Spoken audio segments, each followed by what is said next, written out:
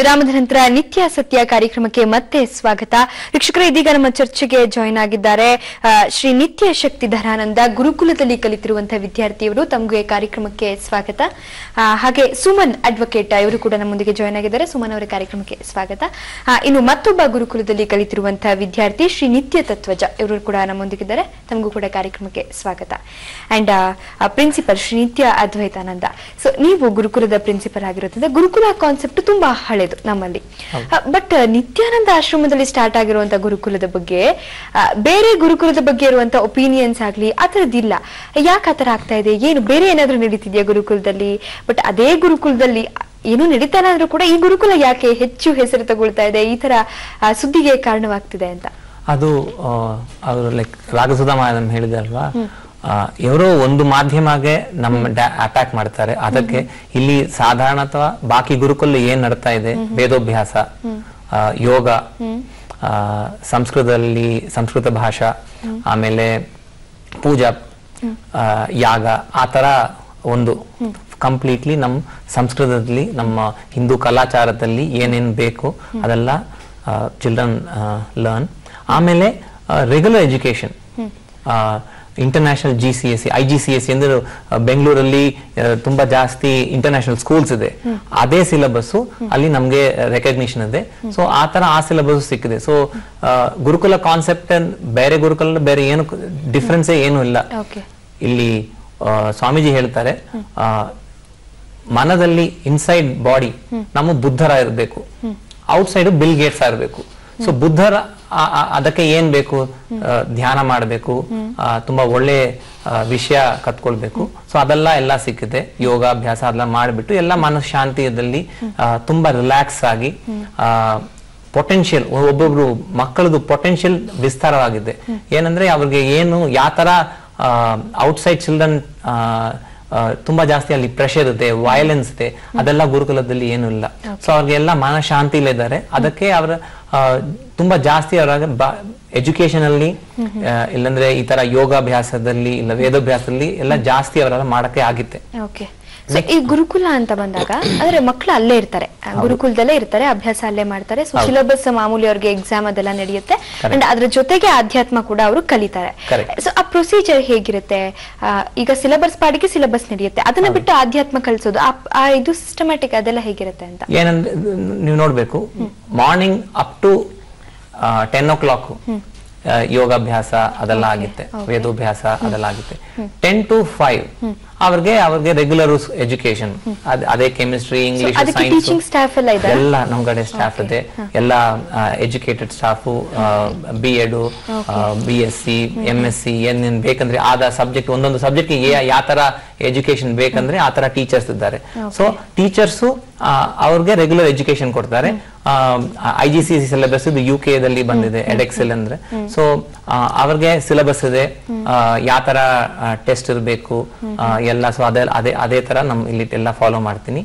So ಆತರ ಮಕ್ಕಳಿಗೆ ಏನು ಬಾಕಿ ಸ್ಕೂಲಲ್ಲಿ ಯಾವ ತರ ಶಿಕ್ಷಾ ಸಿಗುತ್ತೆ, ಸೇಮ್ ಎಜುಕೇಶನ್ ಇಲ್ಲಿ ಸಿಗುತ್ತೆ. ಆತರ ಏನು ಪ್ರಾಬ್ಲಮ್ ಇಲ್ಲ. ಓಕೆ. ಸೊ ಸುಮನ್ ಅವರೇ, ನೀವೊಬ್ರು ಅಡ್ವೊಕೇಟ್ ಅಂಡ್ ನಿಮ್ಮ ಮಗ ಕೂಡ ಅಲ್ಲೇ ಕಲಿತಾ ಇರೋದು, ಅಂಡ್ ನಿತ್ಯ ತತ್ವಜ ನಿಮ್ಮ ಮಗ ಅಲ್ಲ? ಓಕೆ.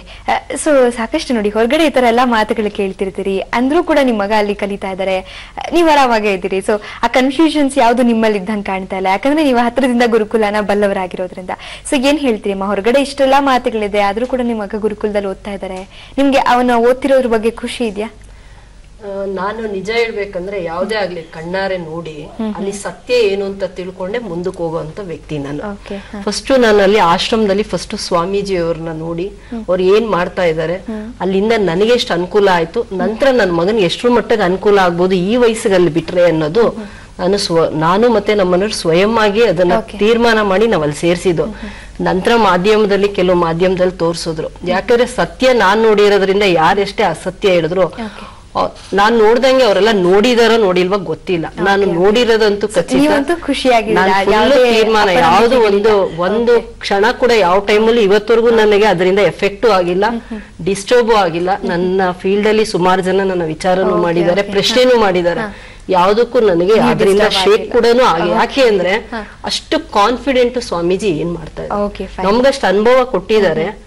ಸೊ ಅದನ್ನ ಯಾರು ಕೂಡ ನಮ್ಮನ್ನ ಅದರಿಂದ ಹಲ್ಲೆಗಳಿಯಕ್ ಆಗೋದೇ ಇಲ್ಲ. ಆ ಲೆವೆಲ್ಗೆ ನಾವು ಕಾನ್ಫಿಡೆಂಟ್ ಆಗಿ ಅಲ್ಲಿ.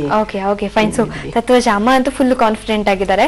ಸೊ ನೀವು ನಿಮ್ಗೆ ಖುಷಿ ಇದೆಯಾ ಅಲ್ಲಿ ಓದ್ತಾ ಇರೋದ್ರ ಬಗ್ಗೆ? ನಂಗೆ ಸಖತ್ ಇಷ್ಟ ಗುರುಕುಲ ಓದಕ್ಕೆ. ಎಷ್ಟು ವರ್ಷದಿಂದ ಅಲ್ಲಿದ್ದೀರಾ? ನಾನು 1 ವರ್ಷದಿಂದ ಇದೀನಿ ಅಲ್ಲಿ. ನನಗೆ 10ನೇ ಕ್ಲಾಸ್ ಅಲ್ಲಿ ಓದ್ತಾ ಇದ್ದೀನಿ. ನಾನು ನಿಮ್ಗೆ ಡಿಫ್ರೆನ್ಸ್ ಅನ್ನಿಸ್ತಾ ಇದೆಯಾ? 1 ವರ್ಷಕ್ಕೂ ಮುಂಚೆ ಹೊರಗಡೆ ಇದ್ರಿ, ಈಗ ಗುರುಕುಲದಲ್ಲಿ ಕಲಿತಾ ಇದ್ದೀರಾ? ನಂಗೆ ಈಗಲೂ ಜ್ಞಾಪಕ ಬರುತ್ತೆ. 1 ವರ್ಷದಿಂದ ಹಿಂದೆ ನಾನು ಹಳೆ ಸ್ಕೂಲಲ್ಲಿ ಎಷ್ಟು ಭಾರ ಬುಕ್ಗಳು, ಸಖತ್ ಬುಕ್ಗಳು ಓದಿ ನಂಗೆ ಫುಲ್ ಸ್ಟ್ರೆಸ್, ಹೆಡ್ ಏಕ್. 1 ಮಂತ್ ಎಕ್ಸಾಮ್ ಅಂದ್ರೆ 1 ಮಂತ್ ಇಂದ ನಂಗೆ ಸಖತ್ ಇದಕ್ಕೆ. ಇಲ್ಲಿ ನಾನು ನಾಳೆ ಎಕ್ಸಾಮ್ ನಾನು ರೆಡಿ ಹೋಗಕ್ಕೆ ನಂಗೆ ಅಷ್ಟೊಂದು ಗೊತ್ತು. ಯಾಕಂದ್ರೆ ಎಲ್ಲ ಟೀಚರ್ಸ್ ಅಷ್ಟು ಚೆನ್ನಾಗಿ ಹೇಳ್ಕೊಂಡ್ಬಿಟ್ಟಿದ್ದಾರೆ ನಮ್ಗೆ. ಎಲ್ಲ ಪ್ರಾಕ್ಟಿಕಲ್ ಹೇಳ್ಕೊಂಡ್ಬಿಡ್ತಾರೆ, ಎಕ್ಸ್ಪೆರಿಮೆಂಟ್ ಹೇಳ್ಕೊಂಡ್ಬಿಡ್ತಾರೆ, ಏನು ಹೆದರಿಕೆ ಆಗಲ್ಲ. ಇನ್ನೊಂದು ಎಕ್ಸ್ಟ್ರಾ ಥಿಂಗ್ ಅಂದ್ರೆ ಈಗ ಎಲ್ಲ IT ಡಿಪಾರ್ಟ್ಮೆಂಟ್ ಏನೋ ಆದ್ರೆ ಎಲ್ಲ ಓದಿರೋರು 5 ವರ್ಷ ಓದ್ತಾರೆ, 5 ವರ್ಷ ಹೋಗಿ ಎಲ್ಲ ಮಾಡ್ತಾರೆ, ಎಲ್ಲ ಕಲಿತಾರೆ. ಬಟ್ ನಾನು ಏನು ಓದಿಲ್ಲ IT ಬಗ್ಗೆ. ಬಟ್ 10 ವರ್ಷದಿಂದ ನಾನು ನಾನೇ ಒಂದು ಹೊಸ ವೆಬ್ಸೈಟ್ ಕ್ರಿಯೇಟ್ ಮಾಡಿದೀನಿ. ಎಲ್ಲ ನಾವೇ ವೆಬ್ಸೈಟ್ ಕ್ರಿಯೇಟ್ ಮಾಡಿದೀವಿ.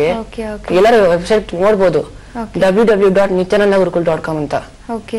ನಾನು ಏನು ಕಲ್ತಿಲ್ಲ, ಎಲ್ಲ ನಂಗೆ ಅಷ್ಟು ಬೇಗ ಸ್ವಾಮಿ ಕಳ್ಸಿದ್ದಾರೆ. ನಮ್ಗೆ ಎಷ್ಟು ಈಗ ಲೀಡರ್ಶಿಪ್ ಆಗ್ಬೇಕು ಅಂತ, ಹೆಂಗೆ ಭಾರತ ದೇಶನ ನಿಲ್ಸ್ಬೇಕು ಅಂತ ಅಷ್ಟು ನಮಗೆ ಸ್ವಾಮಿ ನಮ್ಗೆ ಹೇಳ್ಕೊಂಡ್ಬಿಟ್ಟಿದ್ದಾರೆ. ಅಷ್ಟು ಕಲ್ತಿದ್ದೀನಿ ಬೇಗ. ಶ್ರೀ ನಿತ್ಯ ಶಕ್ತಿಧರಾನಂದ, ಸೊ ನೀವ್ ಎಷ್ಟು ವರ್ಷದಿಂದ ಇದ್ದೀರಾ ಗುರುಕುಲದಲ್ಲಿ? ನಾನು ಈ ವರ್ಷ ನನಗ್ ಬಂದು 2 ವರ್ಷ ಆಗತ್ತೆ. ಮುಂಚೆ ಎಲ್ಲಿದ್ದು? ನಾನು ಮುಂಚೆ ತುಮಕೂರಲ್ಲಿದ್ದೆ, ನಮ್ಮ ಅಪ್ಪ ಅಮ್ಮನ ಜೊತೆ ಇದ್ದೆ ನಾನು ಮುಂಚೆ. ಸರಿ, ಹೇಗೆ ಅನಿಸ್ತಾ ಇದೆ ನಿಮ್ಗೆ ಮುಂಚೆ ಇದಕ್ಕೂ ಈಗ ಗುರುಕುಲದಕ್ಕೆ ಬಂದ ನಂತರ? ನಾನ್ ಮುಂಚೆ ಅಲ್ಲಿ ಇದ್ದಾಗ ನನಗೆ ಹೆಂಗಿತ್ತು ಅಂದ್ರೆ, ನನಗೆ ಮೊದಲಾಗಿ ನಂದು ಈಟಿಂಗ್ ಹ್ಯಾಬಿಟ್ಸ್, ನಾನು ತಿನ್ನೋದು ಅದೆಲ್ಲ ಬಂದು ನನಗೆ ಏನು ಮಿತಿ ಇರ್ಲಿಲ್ಲ. ಏನ್ ಬೇಕೋ ಅದು ಸಿಕ್ಕಿದ್ ತಿನ್ನೋದು, ಪದೇ ಪದೇ ಆರೋಗ್ಯ ಕೆಡೋದು ಆತರ. ಮತ್ತೆ ನಮ್ಮ ತತ್ವಜ ಮಹಾರಾಜ್ ಹೇಳಿದ ತರಾನೇ ನನಗೂನು ಎಕ್ಸಾಮ್ ಅಂದ್ರೆ ಭಯ. ನಾಳೆ ಎಕ್ಸಾಮ್ ಇದೆ ಅಂದ್ರೆ ಇವತ್ತು ನನಗೆ ಜ್ವರ ಇರುತ್ತೆ, ಅಷ್ಟು ಭಯ ಬರ್ತಿತ್ತು ನನಗೆ. ಮತ್ತೆ ಗುರುಕುಲಕ್ಕೆ ಬಂದಾದ್ಮೇಲೆ ನನಗೇನಾಗಿದೆ ಅಂದ್ರೆ, ಇವಾಗ ನಾನು ಗುರುಕುಲಕ್ಕೆ ಬಂದಿದ್ದು 2011ರಲ್ಲಿ. ನನಗೆ ಗುರುಕುಲಕ್ಕೆ ಬಂದಾದ್ಮೇಲಿಂದ ನಾನು ನೋಡಿದ್ದೆ ಬೇರೆ. ಯಾಕಂದ್ರೆ ನಾನು ಹೊರಗಡೆ ನೋಡ್ತಿದ್ದು ನಮ್ ಶಿಕ್ಷಕರೆಲ್ಲ ನನಗೆ ಹೊಡಿತಿದ್ರು, ಬೈತಿದ್ರು, ಸದಾ ನೀನ್ ತಪ್ಪು ನೀನ್ ಮಾಡೋದೆಲ್ಲ ತಪ್ಪು ಅನ್ನೋದು ಹೇಳ್ತಾ ಇದ್ರು. ಅದರಿಂದ ನನಗೆ ಏನಾಗೋಯ್ತಂದ್ರೆ, ನನಗೆ ಗೊತ್ತಿರೋದ್ರ ಬಗ್ಗೆ ನನಗೆ ಕಾನ್ಫಿಡೆನ್ಸ್ ಇರ್ಲಿಲ್ಲ, ಹಂಗಾಗೋಗಿತ್ತು. ಆದ್ರೆ ನಾನು ಇವಾಗ ಗುರುಕುಲಲ್ಲಿ ಇರೋದ್ರಿಂದ ನಾನು ಇವಾಗ ಎಷ್ಟು ಕಾನ್ಫಿಡೆಂಟ್ ಆಗಿದ್ದೀನಿ ಅಂದ್ರೆ, ನನಗೆ ಗೊತ್ತು ನಾನ್ ದೊಡ್ಡವನಾದ್ಮೇಲೆ ನನಗೆ ಏನ್ ಆಗ್ಬೇಕು ಅನ್ನೋದು ನನಗೆ ಗೊತ್ತಿದೆ. ನನಗೆ ಏನ್ ಆಗ್ತೀನಿ ಅನ್ನೋದ್ರ ಬಗ್ಗೆ ಒಂದು ಕಾನ್ಫಿಡೆನ್ಸ್ ಅನ್ನೋದು ನನ್ನೊಳಗಡೆನೆ ಇದೆ. ಸೊ ಅದರಿಂದ ನನಗ್ ಗೊತ್ತು, ಇವಾಗ ಹೊರಗಡೆ ಅವ್ರು ಏನಾದ್ರೂ ಹೇಳ್ಬೋದು, ನಾವು ಓದ್ತಿಲ್ಲ, ನಾವು ಮಾಡ್ತಿರೋದೆಲ್ಲ ನಾವು ಅಲ್ಲೇನ್ ಮಾಡ್ತಿದೀವಿ ಅದನ್ನೇ ಹೊರಗಡೆ ಬಂದು ಮಾಡದೆ ನಾವು ಬದುಕಲಿಕ್ ಆಗಲ್ಲ, ಆತರ ಏನ್ ಹೇಳ್ತಿದ್ರು ಅದೆಲ್ಲ ತಪ್ಪು ಅಂತ ನಾನು ಇವಾಗ ಹೇಳ್ಬೇಕು ಅಂತ ಅಂದ್ಕೋತೀನಿ. ಯಾಕಂದ್ರೆ ನಮಗಲ್ಲಿ ಹೇಳ್ಕೊಡ್ತಿರೋದು ಬರೀ ಇವಾಗ ನನ್ ಸ್ನೇಹಿತರು ಹೊರಗಡೆ ಇದ್ದವರೆಲ್ಲ ಏನ್ ಕಲ್ತ್ಕೋತಾ ಇದ್ರು, ಮ್ಯಾಥ್ಸ್, ಫಿಸಿಕ್ಸ್, ಕೆಮಿಸ್ಟ್ರಿ, ಬಯಾಲಜಿ ಅದಷ್ಟೇ ಅವ್ರು ಕಲ್ತ್ಕೋತಾ ಇದ್ದಿದ್ದು. ಆದ್ರೆ ನನಗಲ್ಲಿ ಆಧ್ಯಾತ್ಮ ಅನ್ನೋಂತ ಒಂದು ಗಿಫ್ಟ್ ಸಿಗ್ತಾ ಇದೆ. Fine, thank you. ಮತ್ತೆ ನಾನು ನಿಮ್ಮನ್ನ ಈ ಬಗ್ಗೆ ಮಾತಾಡಿಸ್ತೀನಿ. ಸೊ ವೀಕ್ಷಕರೇ, ಮತ್ತೆ ನಿತ್ಯ ಸತ್ಯ ವಿಶೇಷ ಕಾರ್ಯಕ್ರಮ ಮುಂದುವರಿಯುತ್ತೆ ಬ್ರೇಕ್ನ ನಂತರ.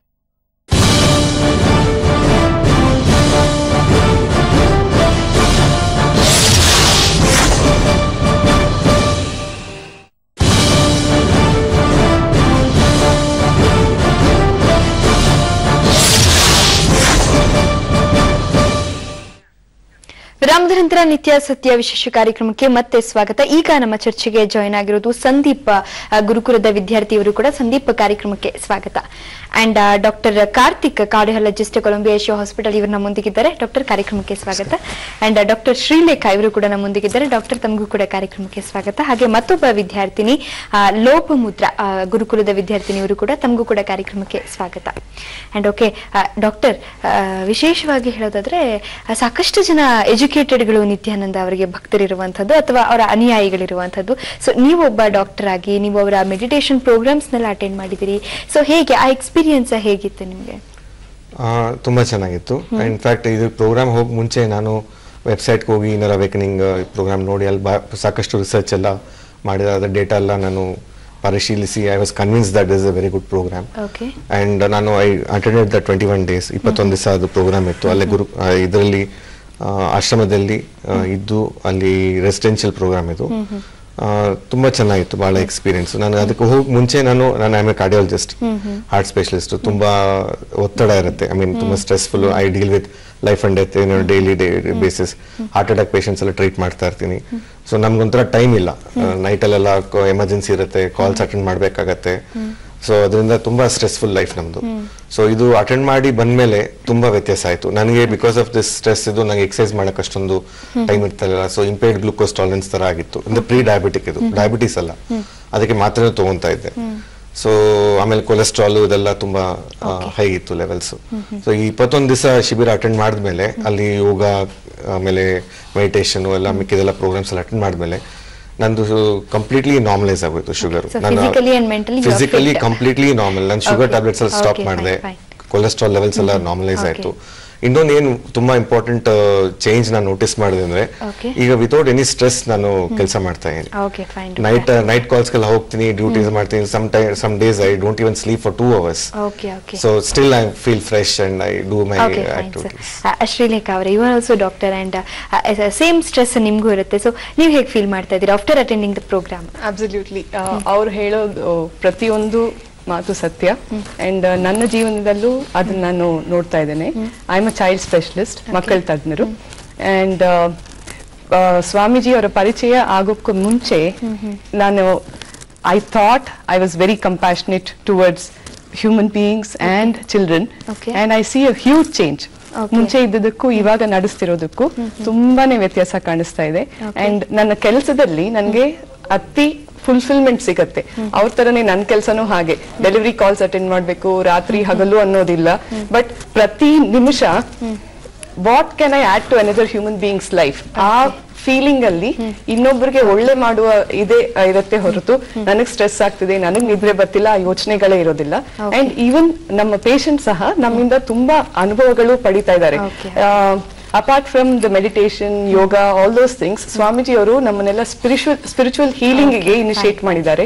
ಆ ಹೀಲಿಂಗ್ ಟಚ್ ಅನ್ನ ಪ್ರತಿಯೊಬ್ಬರು ಅನುಭವಿಸ್ತಾರೆ. ಕ್ಲಿನಿಕಲ್ಲಿ ವೇಟ್ ಮಾಡೋ ಪೇಷಂಟ್ಸ್ ಹೇಳ್ತಾರೆ, ಡಾಕ್ಟರ್ ನಿಮ್ ಕ್ಲಿನಿಕಲ್ ಕೂತ್ಕೊಂಡ್ರೆ ಕ್ಲಿನಿಕಲ್ ಕೂತ್ಕೊಂಡಂಗಿಲ್ಲ, ದೇವಸ್ಥಾನದಲ್ಲಿ ಕೂತ್ಕೊಳ್ಳಂಗ ಅನ್ಸುತ್ತೆ ನಮ್ಗೆ. ತುಂಬಾ ಚೇಂಜಸ್, ತುಂಬಾನೇ ವ್ಯತ್ಯಾಸ. Okay fine. ಸೊ ಲೋಪಮುದ್ರಾ, ನೀವು ಅಲ್ಲೇ ಗುರುಕುಲದಲ್ಲಿ ಕಲಿಯುತ್ತಿರೋದು, ಹೇಗೆ ಅನಿಸ್ತಾ ಇದೆ ನಿಮ್ಗೆ ಎಕ್ಸ್ಪೀರಿಯನ್ಸ್? ಮುಂಚೆ ಎಷ್ಟು ವರ್ಷದಿಂದ ಇದ್ದೀರಿ ಗುರುಕುಲದಲ್ಲಿ? ಈ ವರ್ಷನೇ ಜಾಯಿನ್ ಮಾಡಿ. ಈ ವರ್ಷ ಜಾಯ್ನ್ ಆಗೋದು. ಓಕೆ, ಹೇಗಿದೆ? ತುಂಬಾ ಚೆನ್ನಾಗಿದೆ. ಏನೋ ಆಚೆ ಕಡೆ ನಾನು ಬೇರೆ ಸ್ಕೂಲಲ್ಲಿ ಇದ್ದಾಗಿಂದನೂ ಇದ್ರಕ್ಕೂ ತುಂಬಾ ವ್ಯತ್ಯಾಸ ಇದೆ. ಅಲ್ಲಿ ಇರುವಾಗ ಒಳಗಡೆ ಒಂದಿಟ್ಕೊಂಡು ಬೇರೆಯವ್ರ ಹತ್ರ ಬೇರೆ ತರ ಮಾತಾಡೋದು ಅದೆಲ್ಲ ಮಾಡ್ತಿದ್ದೆ. ಆದ್ರೆ ಇಲ್ಲಿ ಬಂದ್ಮೇಲೆ ನನ್ ಫುಲ್ ಎಲ್ಲಾರ ಹತ್ರನೂ ಓಪನ್ ಆಗಿರಕ್ ಶುರು ಮಾಡಿದೆ. ಆತರ ಒಂದು ಎನ್ವೈರನ್ಮೆಂಟ್ ಇದೆ. ಸೊ ಫ್ರೆಂಡ್ಲಿ ಎನ್ವಿರಾನ್ಮೆಂಟ್ ಇದೆ ಇಲ್ಲೂ ಕೂಡ. Okay fine. ಸೊ ಸಂದೀಪ್, ಎಷ್ಟು ವರ್ಷ ಆಯ್ತು ನೀವು ಬಂದಿಲ್ಲಿ?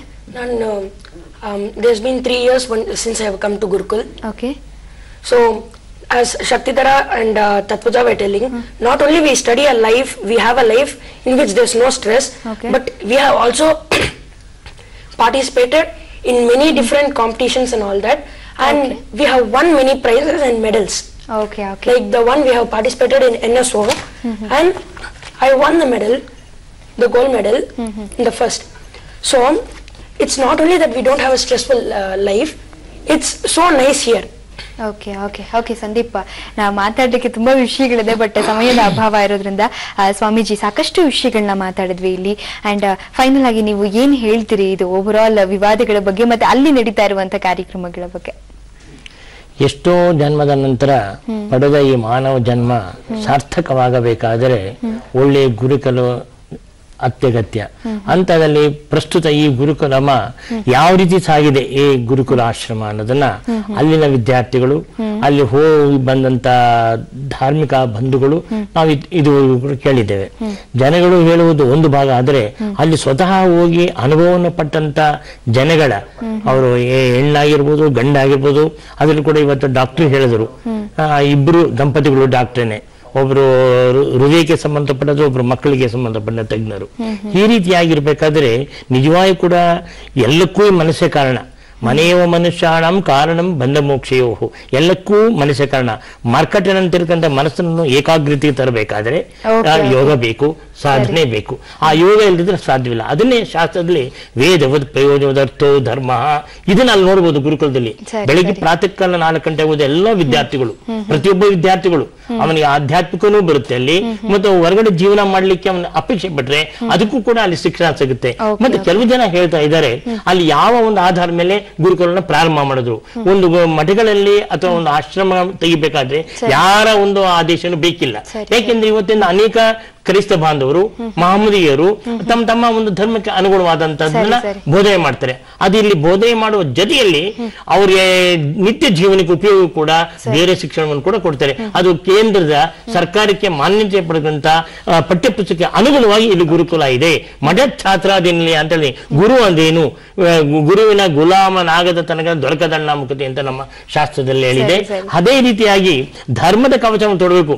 ಮನುಷ್ಯ ಹುಟ್ಟಿದ ಬಳಿಕ ಆ ಮನುಷ್ಯತ್ವ ಏನದನ್ನ ಅರ್ಥ ಮಾಡ್ಕೊಳ್ಳಿಕ್ಕೆ ಧಾರೆ ಐತಿ ಧರ್ಮ ಅಂತಾನೆ. ಅಂತ ಧರ್ಮದ ಕವಚ ತೊಟ್ಟಾಗ ಪತತಿ ಪತಂತಿ ಪತಿಶಂತಿ ಸಹೇವ ಧರ್ಮ ಅಂತ ಹೇಳ್ತಾನೆ.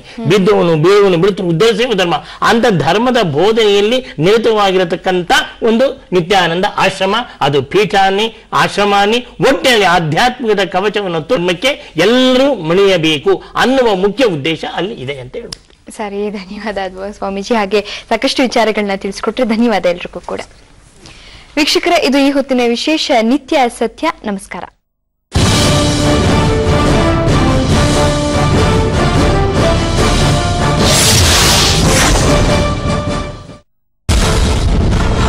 ಅಲ್ಲಿ ಪತ್ತೆಯಾಗಿದ್ದು ಬರೋಬ್ಬರಿ 3000 ಅಸ್ಥಿಪಂಜರ.